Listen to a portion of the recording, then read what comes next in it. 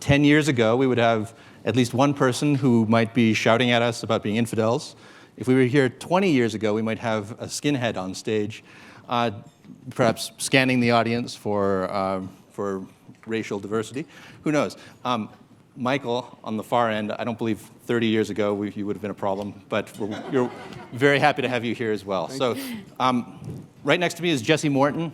Jesse Morton was a radical Islamist for some time, is now engaged very directly in the CVE space, that's countering violent extremism. Next to him, Shannon Martinez, no longer a skinhead, now working with the Free Radicals Project. And then Michael Davidson, CEO of Gen Next, which is a private venture philanthropy that works also in the CVE space. And for those of you who don't know me, I'm Graeme Wood of The Atlantic. I write mostly on ISIS, and have been watching the CVE space in that context. So without further ado, I want to make sure that we hear the stories of Jesse and Shannon with some detail. So Jesse, could you just start and tell us about your journey? Tell us where you came from, where you went, and a little bit about how you got back from there. Okay, so I was born in Pennsylvania, in a fairly rural town. My father was what you would call a beatnik, or a counterculturalist, who decided that he wanted to live off the land and depart from his more affluent lifestyle, met a working class mother, and I was born into a very, very hostile environment at home, which eventually led, due to my father's adultery, to my mother's animosity and projection of her hatred onto me and my sister. So there was a severe amount of child abuse in the home. I ran away at 16 and took off to New York City, where I started on a several-year trek into a counterculturalism. I traveled with the Grateful Dead for several years. And it was there that I sort of engaged in an ultra-liberal lifestyle. I really didn't love myself, and I tried to destroy myself as a result of that. But I found Islam in a jail in State College, Pennsylvania, when I read the autobiography of Malcolm X. And Malcolm's trauma at an early age, his incarceration, and his ability to transform and to become a radical activist really inspired me. It was also the part at the end where he converts to true Sunni Islam and decides that even white people can be Muslim. And it really sort of inspired me to look into Islam as a religion. And I found in Islam a way to give me structure where there previously was none. And in the immediate period, it was very healthy for me. It gave me 5 prayers a day, fasting, so self-control, and an ability to really look at a broader purpose and meaning in life. I was mischievous, however, and often involved in criminal activity as a runaway and someone who traveled with the hippies, facilitating concert goers having a better time, if you will. And so I was arrested, and I was incarcerated in a jail in Richmond City Jail in Richmond, Virginia.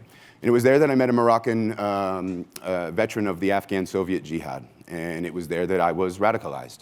He basically politicized a religion in a way that made me think that the radical ideas that I had about American society were not only justified, but that my outlet to alter American society, a society that I felt had failed me, could be altered or torn down, so to say. So it was a very nihilistic approach to engaging in Islam, an interpretation of Islam that was fundamentalist, that was full of hate for the other, and that inspired me to go about trying to tear down the American society that I had grown to become sort of disgruntled with. So from 2004, after 9/11, I decided to speak out, so to say, and to become a preacher, a person who was essentially a propagandist.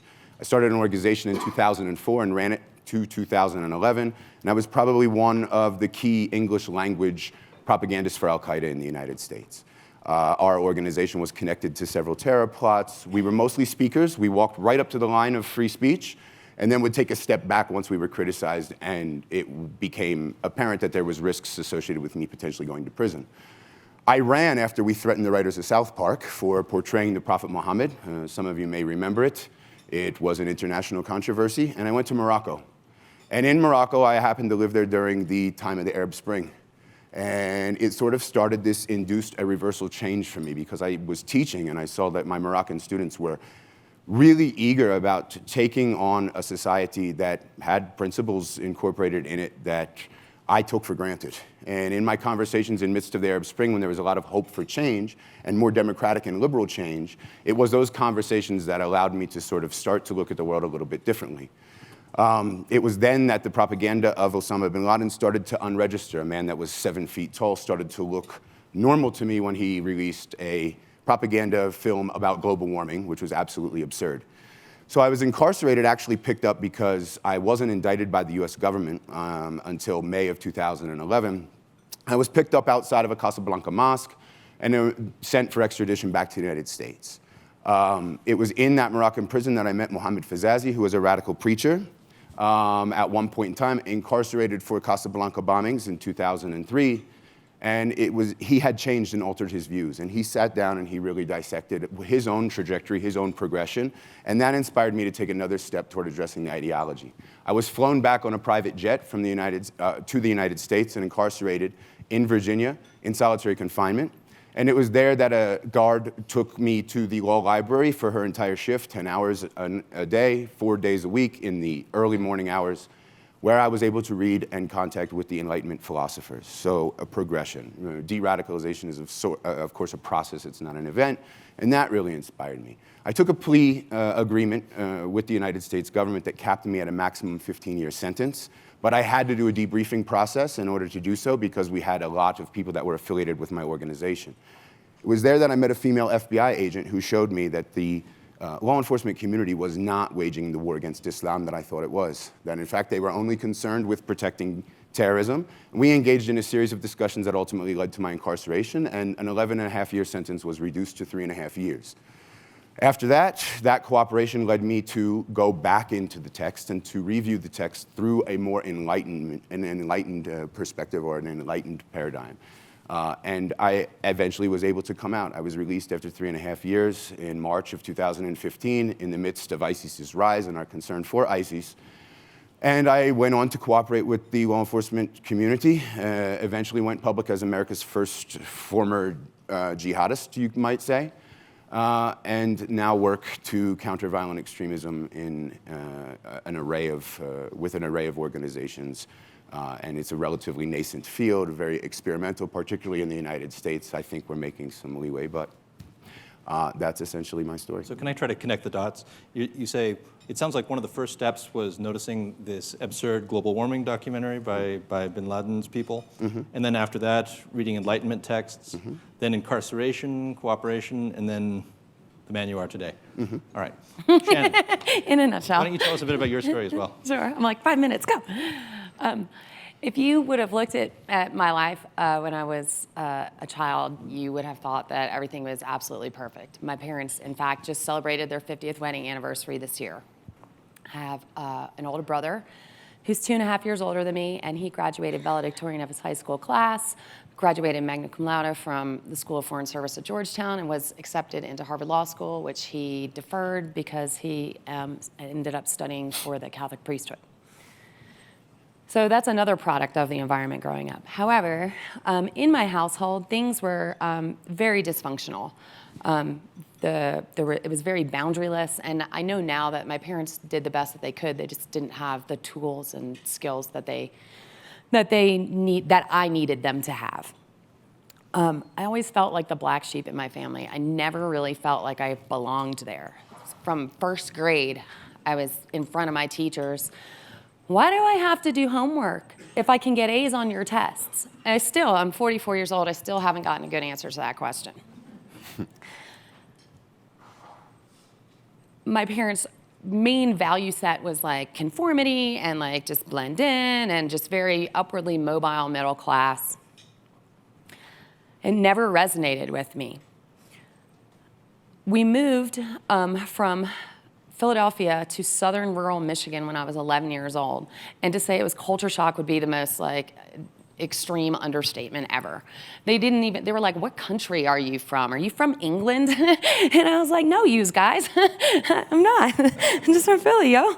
And it was such a struggle to fit in. And I also began to find identity in counterculture. That I knew that mainstream culture was not anywhere that I was ever going to fit in at that point. And so I also began my trajectory on the very far left, and I was really drawn to like 60s counterculture and Vietnam, and interestingly, like I also read and was moved by the autobiography of Malcolm X, but I lived in southern rural Michigan, and Islam is not represented there. So for me, that my counterculture moved into the punk culture. I ended up discovering skateboard culture, and I was at like a gifted program at Northwestern University for 3 weeks over the summer when I was 13 years old, and I came home with like half of my hair shaved off. That's what I came home with from that experience, much to my mom's chagrin. But I experienced for the first time the power that my physical appearance could have to manipulate other people, to elicit responses, and it was intoxicating. The next summer, I went to a party with a bunch of friends. I lied to my parents about where I was gonna go, and I was drinking, and I ended up being raped by 2 men at that party, just 2 weeks shy of my 15th birthday. They were white men. Sometimes people ask that. They were white men. The thing I knew for sure was that I could not tell my parents, that I knew on some level that they would be more angry with me that I had lied and I had been drinking at a party than they would be upset that I had just been sexually assaulted. Conversations as an adult with my mom have reaffirmed that my 14-year-old self was absolutely correct in that assessment. At the time I was going to an all-girls Catholic high school, so like my teachers were all nuns, and so that didn't, I didn't really feel like I had access to them as adults, and it was before the internet, so I couldn't just Google hey, what do? I was just raped or whatever. I didn't have anything. So I took that trauma and I shoved it down, and the story that I told myself, which would be the story that I would tell myself for the next 10 years, is that I lost my virginity at a party to 2 guys. About 6 months after that happened, I was just so consumed with anger. Not like teen angst, not like, who am I in this world? And I was rage-filled. And I didn't know what to do with that. The angriest people in my world were on the periphery, were the skinheads that would show up at the punk shows. And they would fight at every show, and they always fought together, and they always had each other's backs.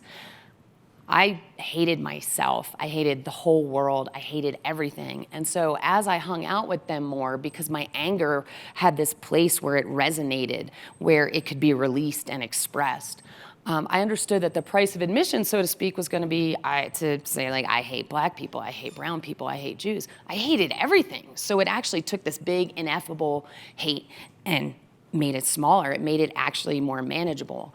And because it was a lifestyle based on violence, that I was able to take that rage up out of me and project it outwards. That hurt people, and the more atrocious someone's behavior is, the more likely they have very deep-seated hurts of their own. Eventually, I would be taken in by a mom of a boyfriend that I was going out with, and she let me come live with her and her sons. She knew my ideology, but did not confront it directly. She was just like, here's the house rules, you gotta help around the house, and then, try to get a job. And I was taken out of the physical echo chamber that I lived in, because I always lived with other neo-Nazi white supremacist skinheads anywhere in the country that I would go. And I was broken away from that echo chamber, and that gave me that space, because at the same time, I loved books. Loved Fitzgerald, and so I was like, how can I hold these 2 things at the same time? But I needed that space. And then she dreamed dreams for me that I had forgotten how to dream for myself, because when you're in that life, you see no future. There is no future. There's only right now. I never thought that I would live until I reached 40. When I reached 40, I spent the day naked in a hammock on a river, because I was like, I made it. Every day now is gravy. That sounds like a great de-radicalization program. Naked on a I am, in fact, trying to take formers out backpacking with Shanti Hodges, the founder of Hike It Baby, and take us out. So I'm working on that. But she, and then beyond that, she connected me with the resources that I needed to make things happen. A lot of times there's programs out there and you're like, here's this list of programs. But so often we need somebody in the van to drive the people to the program. And for me, she was that person. She was like, let's go to the library, because again, it's pre-internet. Let's go to the library, find addresses for colleges so you can write to them. I had always wanted to go to St. John's College in Santa Fe and immerse myself in the great books. So she was like, well, why don't you write them a letter? And so I did. And they were like, yeah, come on, like apply. You sound like, it could be a really great fit for you. So think about that. Here's this, I'm like, not even, I still am, all skin-headed out. And they're like, come on. And then There's another similarity I see between you and Jesse. You start with the autobiography of Malcolm X, yes. and you end with Enlightenment philosophy yes. as taught in St. John's College. Yes, yeah, and and the ideas and the big ideas, and finding our way to a life that matters. That it's all I think I can speak, and Christian Picciolini's here too, another former violence-based extremist. I think that for all of us, that we really needed a place to fit in, that we really needed a place where we felt like our voice mattered and could be heard, and we needed a place where we belonged. And I think each of us felt so individually worthless that it was, that there's a draw to like, well, these people have got to take me in, right? But then also to feel like you have agency. Before we go to Michael, who's worked in the programmatic space and can walk us through some of that, I do want to ask you and Jesse, though, to, in some ways you've described an upbringing that I think many people in this audience can understand. Highly educated, bookish, someone interested in ideas. So try to narrow that gap between the things that we can sympathize with and the things that we can't. Like, what is it like for you, Jesse, or for you, Shannon, to wake up in the morning? I pour my bowl of Cheerios and I eat it, and I think everybody kind of understands what it's like for me to turn on MSNBC and watch what's going on. What is it like to do that if you're someone who's a skinhead, or if you are committed to radical Islam? Does it not just change every inflection of every moment of your day? I mean, I think with regard to the jihadist spectrum, yes, for sure, because everything that you look at is liberal to the degree where it's haram and forbidden. So you try to fit yourself into this very structured lifestyle, but you know that behind closed doors, you're absolutely erratic and you're really full of just self-hatred. And when you're full of self-hatred, you don't know yourself. Like, for example, I was expressing a rage onto American society as a way of deflecting, having to look inside. And as you said, hurt people. And that was really what it was. It was an all-consuming hate. Everything I saw that came from my society, I despised, whether it was corporate logos, MSNBC, or Fox News, or CNN for that matter. It was all, to me, misinformation or disinformation, as we see, promoted today prolifically. So, I mean, a day-to-day basis is full of this frustration where you can't figure out yourself, but the cause and the movement gives you that sense of meaning and significance and purpose. Well, and the more that I do this, the more, this is not scientifically based as of yet, but my working hypothesis is that traumatized brains, because we're really in the infancy of trauma studies, that traumatized brains really readily attach themselves to unidimensional living. So that a traumatized brain likes very simplistic things it can plug into, so that you don't have to do the work of measuring and living out different sets of importance and priorities in your life. You wake up and this is your ideology. You wake up and you're like, I'm not going to eat this. This is, I don't know. This is part of the Zionist Occupy government. This is conspiracy to poison me or whatever. But everything that you do is based on this one particular modality of living. It's something that I still have to watch very carefully for, and something that I try to talk with other formers about, like whether it's drug addiction or like extreme expressions of religion, or I live in Athens, Georgia, so whether it's like college football, like if it's whatever it is, that it's like, if that becomes your thing, that you wake up, eat, sleep, and die for, that your brain is attaching itself to that because it's easier. It's so the easier. Simplicity is really because if you're talking about people who have trauma and unprocessed trauma as part of their story, your brain really likes that stuff because it's really much easier to navigate through the world. You don't have to do the work. All right, Michael, let's start talking about what we can do about this.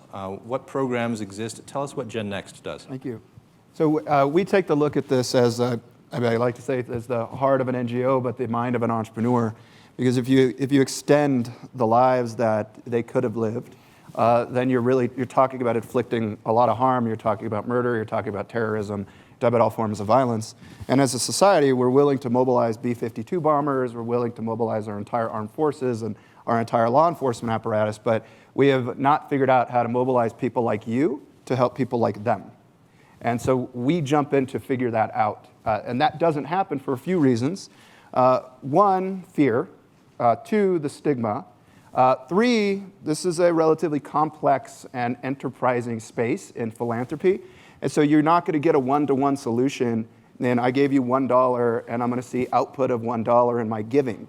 So you need to have a level of confidence in the plan to see it evolve over time, and then you could see the impact of lives turned around like these two, and then the lives that they go and they affect themselves.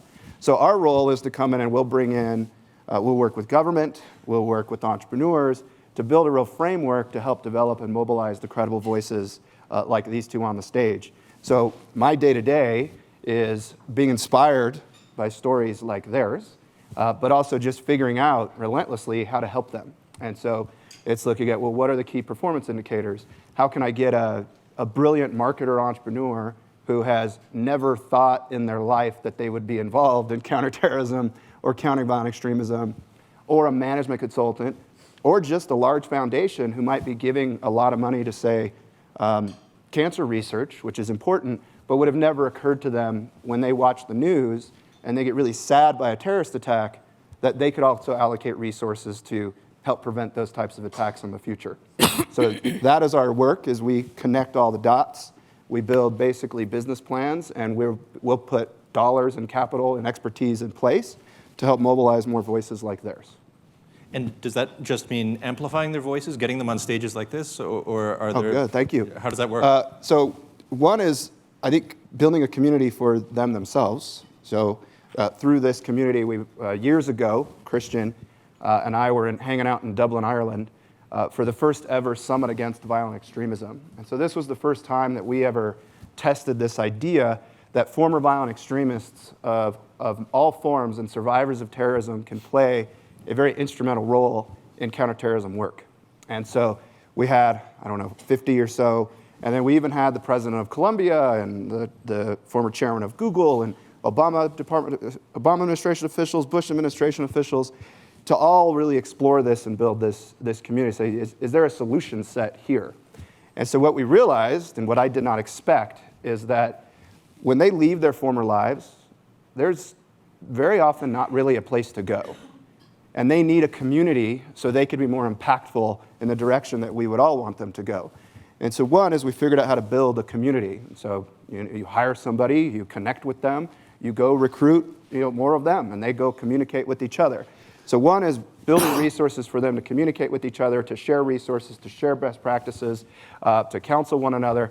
But then you have real-time impact out in life. So whether it's targeting people on Facebook who might be radicalizing, going into communities that might be relatively displaced, and finding a way to talk and connect and counsel people to not go down a radicalization path, or just broad online engagement. Currently we're working with the RAND Corporation because we did a project that found 56,000 people in the United States were searching online how to join ISIS, how to kill Jews, or some variation thereof.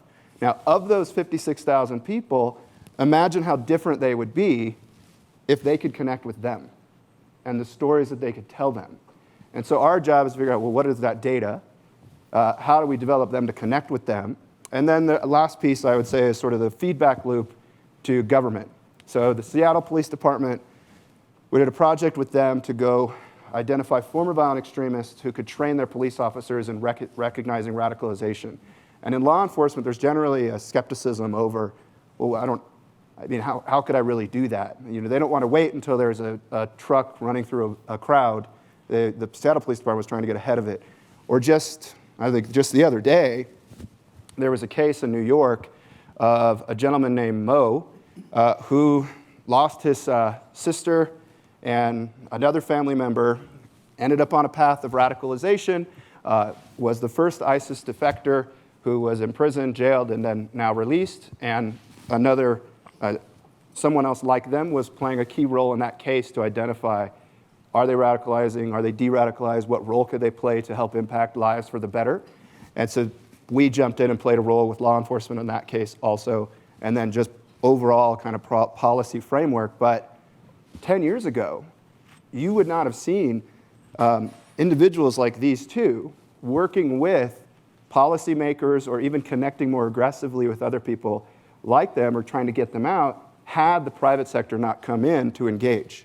And so that is a massive, massive missing piece of the puzzle to amplify them programmatically, awareness, and in terms of policy.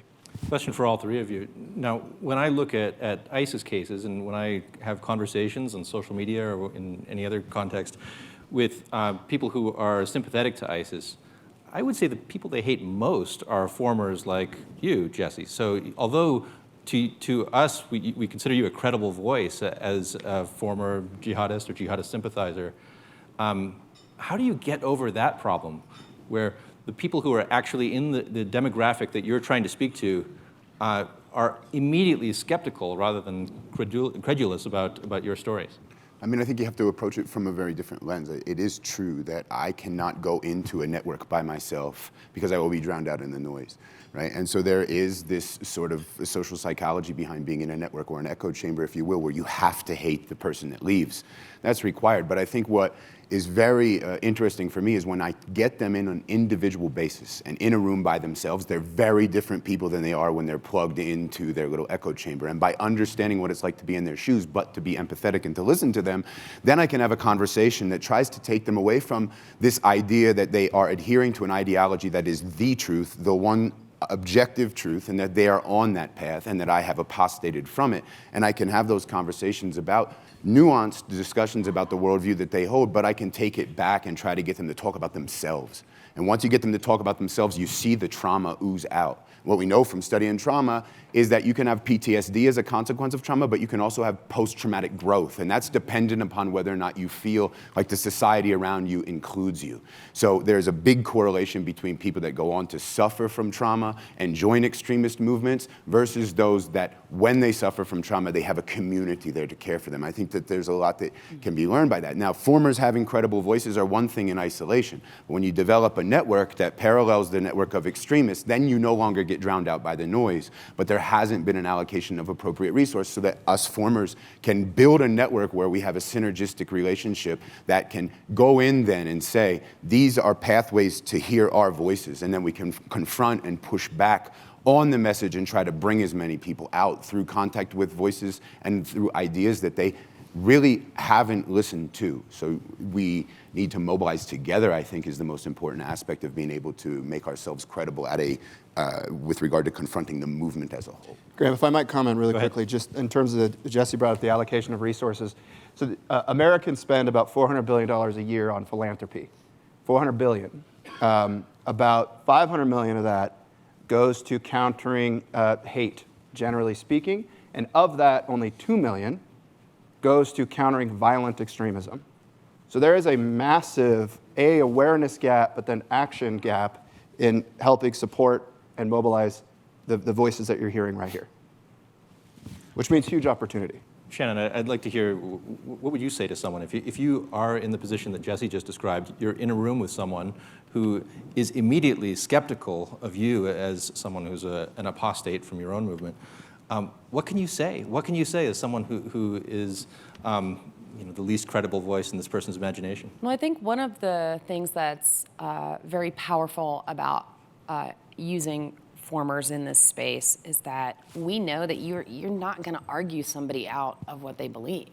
Like if nothing else, the last 2 years of social media have shown us that you're never going to argue someone out of their belief. However, because we are who we are with our stories and our lives, I can just be like, well, tell me, like, how'd you get there? Like, when was the first time that you experienced, when did you encounter this ideology? Who are your heroes in the movement? And I don't really care about their answer. I'm listening for the story behind the story.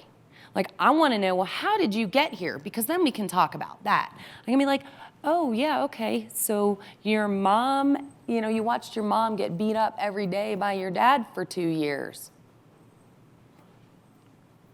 Okay, but it's the government who is eliminating the white race. So you sort of let them talk themselves out of it, is that right? But all the while, because we know what to listen for, that we know those things. Christian has called them potholes. We know the story, we're listening for the story behind the story. So it doesn't matter, if they offer me a credible voice in their mind or whatever, because once I connect with them empathetically and be like, whoa, I get that, I feel that there's a connection made. And a lot of what I do when I talk to people or email back and forth with people who are in the process of disengaging is just simply create space. That a lot of what we do is create space so that they can shift. That, just by, creating doubt, by connecting empathetically, that, because you have to work really hard to shut down the empathetic part of your brain, because you're actively dehumanizing and objectifying other people. So when somebody comes in and radically empathetically connects with you, it challenges your whole being. This sounds familiar. I at one point went to a small town in Germany that had contributed a hugely disproportionate number of fighters to ISIS.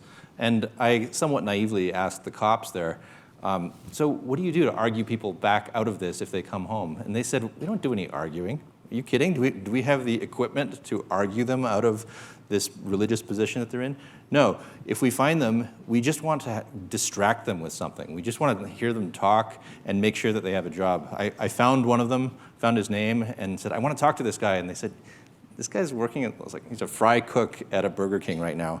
Do you really want to distract him from his fry cooking so he can talk more about jihadism? So I think it strikes me that one of the answers to this question of how to stop someone from being an extremist is to stop talking about the extremism and to talk instead about their personal stories. Is that something that in the programming that you've done, Michael, that is a theme, or oh yeah, absolutely. Or do you actually try to argue people out of a well-thought position? I think they are the experts, and so we generally support and empower and resource them to go the direction they need to go. But it is just like any one of you, if you were angry or frustrated about something, hitting you head on probably is not going to turn you around. And so more often than not, you got to find a way to turn the corner versus hit them direct. All right. We have time for some questions. There are microphones in the audience. Please raise your hand and wait for the microphone to come to you. Ma'am, right here at this table.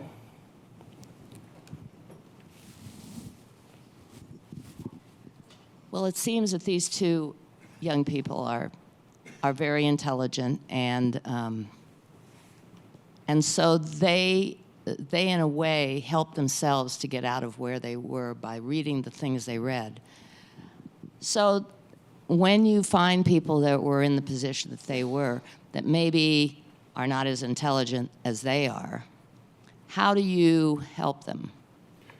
In other words, not everybody could do what they're doing. So I think you have to identify the individual characteristics of the individual that you're working with.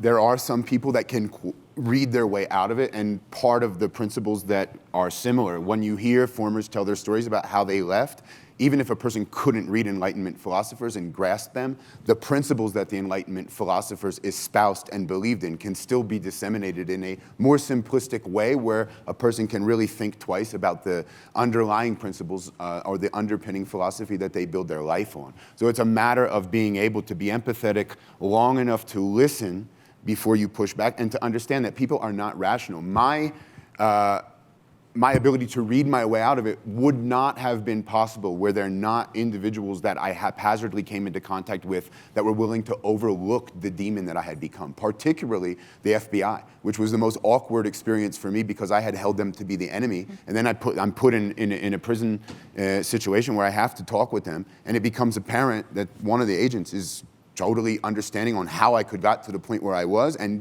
encouraging me to change. So it has to be contact with an alternative space, as Shannon said. On a one-on-one basis, you can't argue your way out of it because people aren't rational, right? They think with emotions first, and you have to speak to the heart in order to get to the brain. And speaking to the heart does not require readings. It just requires being able to connect with people. And I think that's the value of the former, because we know exactly what it's like to be in their shoes. Well, also, a lot of people who get radicalized to the point of pretty serious violence, they're way more intelligent than is commonly understood. Many of them, like the majority of even American and European fighters who have gone to fight alongside ISIS, are all educated individuals. The majority of the attackers on 9/11 were all very educated individuals.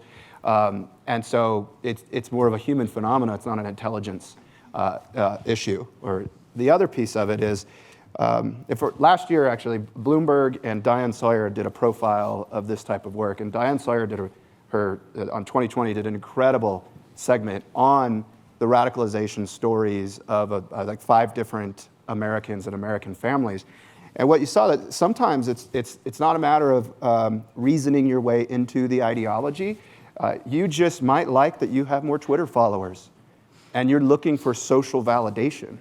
And so the more and more that you could reveal to them some of the premises are a bit off, or they're setting themselves in a direction that they did not want to go, then you could deter them quite a bit, and they don't end up getting on that plane, or they don't end up figuring out how to drive that truck into that crowd.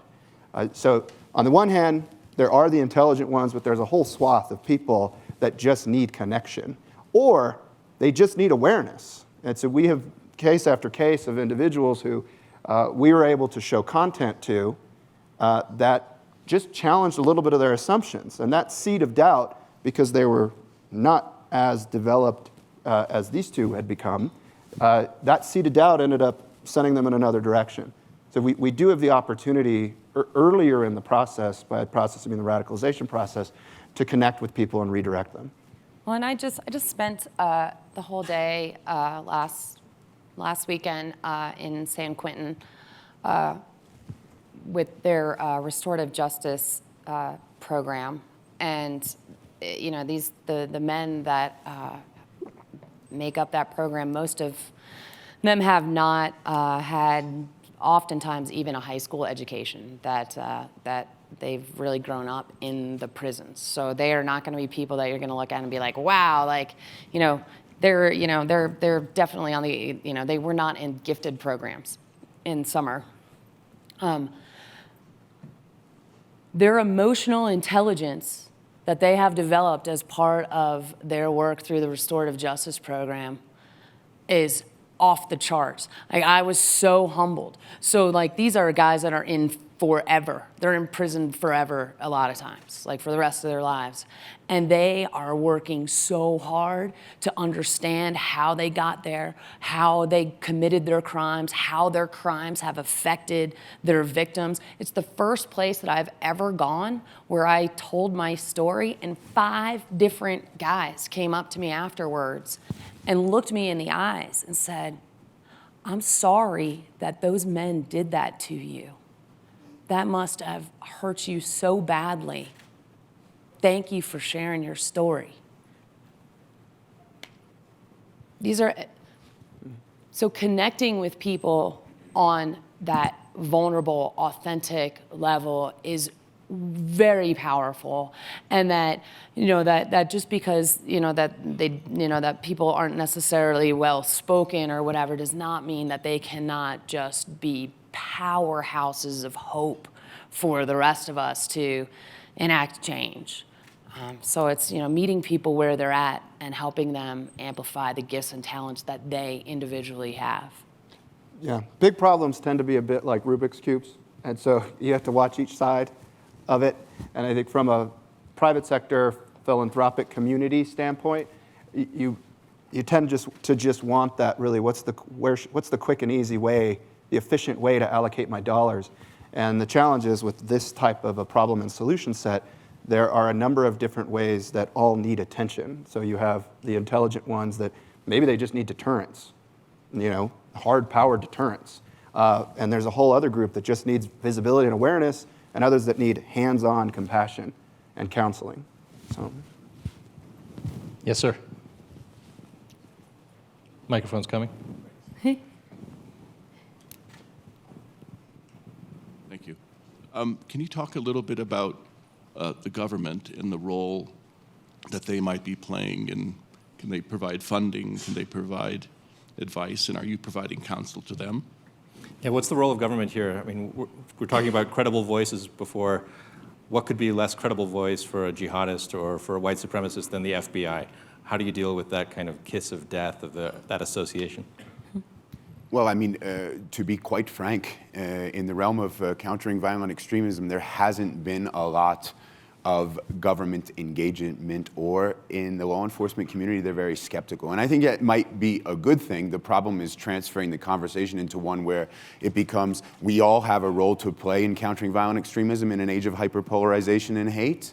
And that's going to require the private sector and individuals to assist in addressing the issue. In the same way that philanthropic organizations address cancer, the spread of radical ideologies and polarization is in itself essentially a cancer that can be mapped in very much the same way. Government has been skeptical. Obama administration talked a lot about allocating resources to countering violent extremism. That ended up just being a lot of rhetoric, quite truth be told. And then an event would happen where there'd be a terrorist attack. They'd have summits. They'd talk about it a lot. Nothing would happen. The Trump administration came in, and there was some Department of Homeland Security grants allocated to organizations.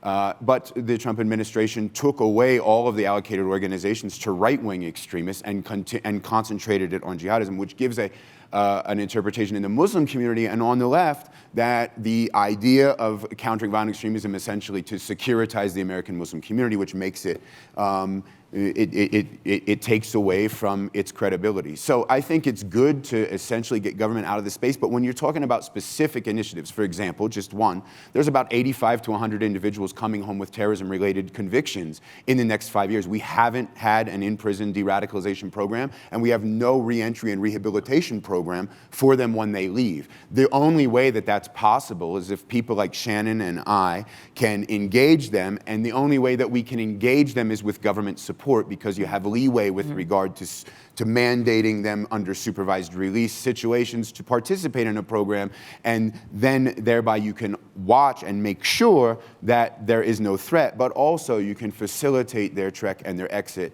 And then if you have a network of former extremists, when they ask that question, where do I go from here? You can plug them into a new community that gives them the same sense of meaning, significance, and purpose that the extremist community gave them. For us, it's been one of the biggest challenges. One, just recognizing that the role that the government's going to play well is when it gets to the point of incarcerate and kill. But there is a lot that happens before then, and the government's just not set up to do that well. They're not going to connect with these two very well at all. They're not going to be nimble. They're going to be more bureaucratic. They're not going to know how to use technology. They're not going to know how to build communities.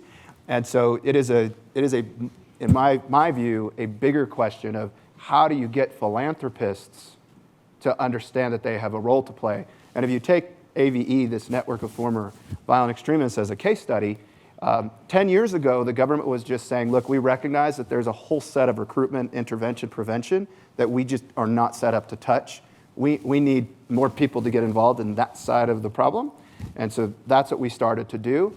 10 years later, police department, Rand Corporation, U.S. Attorney in Brooklyn, now they start to pay more attention, but for us, we call it venture philanthropy. It was John D. Rockefeller who coined it. It's an adventurous approach to solving big problems. And so finally, by getting in there, it took 10 years, a lot of philanthropists putting money at something that they didn't know that would ever work out, and now you see human voices, and then now the government starts to say, oh, okay, now I know where to play a role. The government's not a really good incubator of solving social phenomena. So it's really something we could have a bigger impact on. All right. Other questions? Let's take two in succession, and we'll answer them together. Yes. Thank you for sharing your story. I'm Kalok Day Weingart Ryan, and I work for the Center for Humane Technology. I was really interested in how both of you described the space needed to provide that shift in your ideology. and I see an increase in our world being spent online. And while I'm really excited around some of the connection that social media facilitates, I also see a space in which there's a lot of polarization and radicalization happening. Who is responsible for managing the spaces that we find ourselves online? And do you see that as being a real threat to what you guys are trying to solve for? Okay, so the role of the online communities. And one more question we'll add to the mix right here. How active the recruitment part of jihad or the white supremacy in nowadays? What kind of a status you can map? It's only rising, is declining on a global basis, and especially in America with the actual political environment that we live? Okay, so first, what's the role of online communities? And then give us a sense of trajectory for both in the white supremacist space and jihadist space. Are we on the downward slope that we want to be on, or is it getting worse? I think we are actually, and I'm going to look at me, cantankerous and not following directions. I think we are actually in an upward trajectory right now in recruitment that we are actually seeing an upswing. I would love to see somebody do a study, an overlay of economic downturn and an uprise in violent and religious-based violence, because I think there's probably a correlation there. If you look at some of this as a response to the perception of access to resources, I think that we will probably discover an important piece of the puzzle. I think part of the reason that there is that we are noticing an uptick as well is that the way that recruiters operate online. It's a much bigger question about whose responsibility that is, because we're talking about using privately, they're corporations. Facebook is a corporation. Like whose responsibility that is, like how do we develop community standards in terms of online space? And I think that's a very worthwhile, though much bigger discussion, but one I think we need to begin having, and not from the position of trying to cast blame. That, in some sense, we're all responsible. I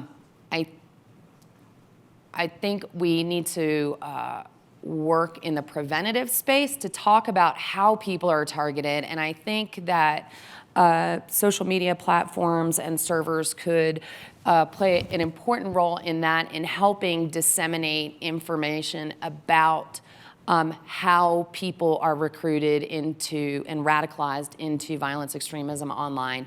And so running ongoing, public service announcements or, whatever in those spaces, YouTube, because the people that are trying to manipulate others and recruit them into violence-based extremism, they know who they're looking for. You look up like depression or whatever on YouTube, you're probably going to come into some alt-right videos, because they understand that the people that are searching for depression, had I been able to Google, hey, I was just raped, there's a really good chance that I would have come across some radical websites at this point, because the people that are looking to use vulnerable people essentially as bodies for their movement or whatever, they know that they're looking for vulnerable people.